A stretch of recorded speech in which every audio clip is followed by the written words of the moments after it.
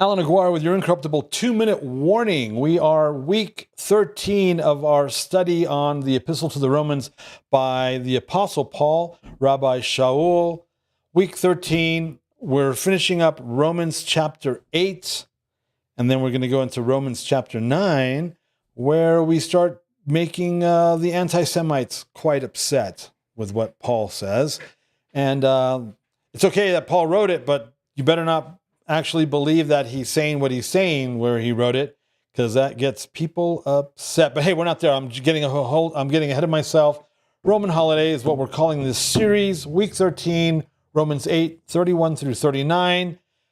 English Standard Version calls this God's everlasting love. Verse 31. What then shall we say to these things, right?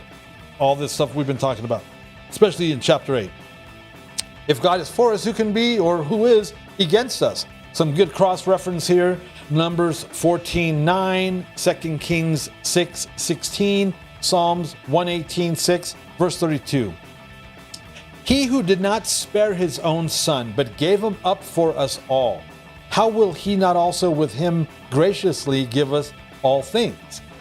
Verse 33, who shall bring any charge against God's elect? It is God who justifies. Cross-reference, Isaiah 50, verse 8 and 9. Revelation 12, verses 10 and 11. Verse 34, who is to condemn?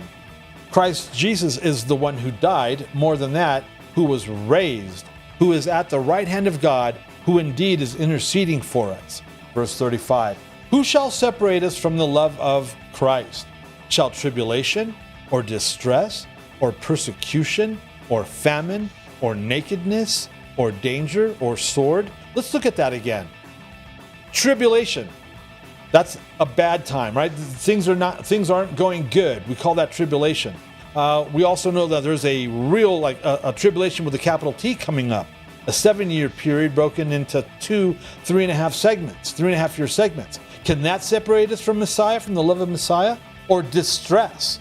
I can't pay my bills. My spouse is whatever. My kids are whatever. I don't have a job. Or persecution. I'm in jail for my faith. I'm being censored for my faith for talking about the gospel, about talking about the truths of the Bible. That'll get you in trouble today. Yeah, it can. It's called hate speech now.